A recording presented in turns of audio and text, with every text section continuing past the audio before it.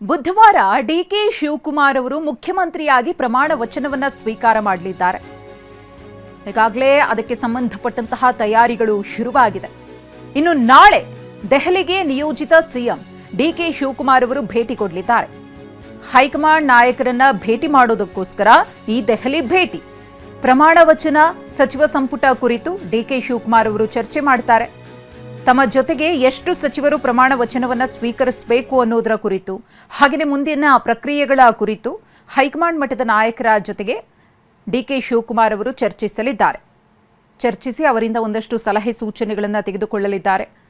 DK Shivakumar ಅವರು ಮುಖ್ಯಮಂತ್ರಿಯಾಗಿ ಪದಗ್ರಹಣವನ್ನು ಮಾಡುವಂತಹ ಸಂದರ್ಭದಲ್ಲೇ ಅವರ ಜೊತೆಗೆ ಎಷ್ಟು ಮಂದಿ ಶಾಸಕರು ಸಚಿವರಾಗಿ ಪ್ರಮಾಣ ವಚನವನ್ನ ಸ್ವೀಕಾರ ಮಾಡಬೇಕು ಅನ್ನೋದರ ಕುರಿತು ಕೂಡ ಫೈನಲೈಸ್ ಮಾಡ್ಕೊಂಡು ಬರಲಿದ್ದಾರೆ ಅನ್ನೋ ಮಾಹಿತಿ ಇದೆ.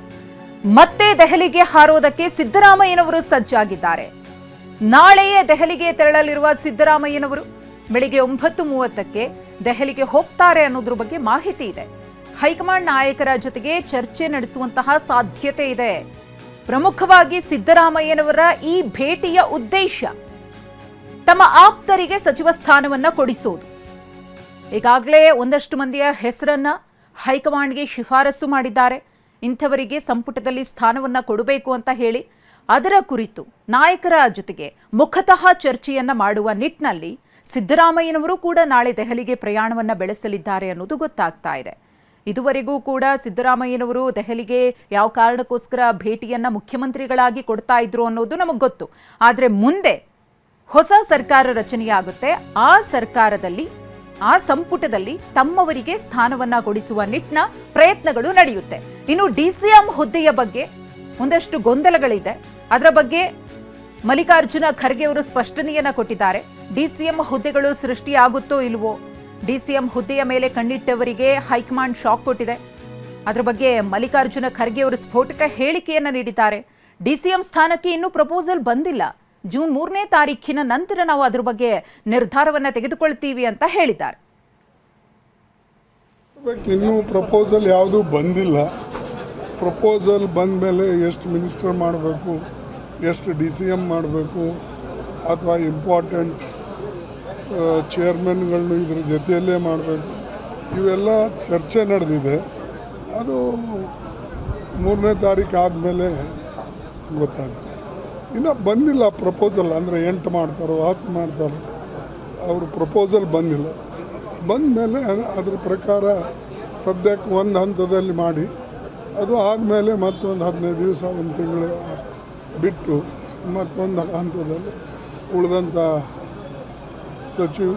ಇದು ಸದಸ್ಯರೇನು ತಗೊಳ್ಬೇಕು ಅಂತ ಒಂದು ವಿಚಾರ ಇದೆ.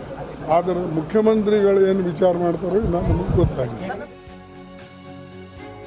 ಇನ್ನು ಸಿಎಂ ಮತ್ತು ಕೆಪಿಸಿಸಿ ಅಧ್ಯಕ್ಷರಿಗೆ ಹೊಂದಾಣಿಕೆ ಇರಬೇಕು. ಅಂತಹ ವ್ಯಕ್ತಿಯನ್ನ ಕೆಪಿಸಿಸಿ ಅಧ್ಯಕ್ಷರನ್ನಾಗಿ ಮಾಡಲಾಗುತ್ತೆ. ಕೆಪಿಸಿಸಿ ಅಧ್ಯಕ್ಷರನ್ನಾಗಿ ಯಾರನ್ನ ಮಾಡಬೇಕು, ಏನ್ ಮಾನದಂಡವನ್ನ ಅನುಸರಿಸಬೇಕು ಅನ್ನೋದರ ಕುರಿತು ಕಲಬುರಗಿಯಲ್ಲಿ ಮಲ್ಲಿಕಾರ್ಜುನ ಖರ್ಗೆ ಅವರು ಕೊಟ್ಟಿರುವಂತಹ ಮಾಹಿತಿ ಇದು. ಇನ್ನೊಬ್ಬರು ಬರಲೇಬೇಕು. ನಾವೆಲ್ಲ ಸರ್ಚ್ ಮಾಡ್ತಾ ಇದ್ದೇವೆ.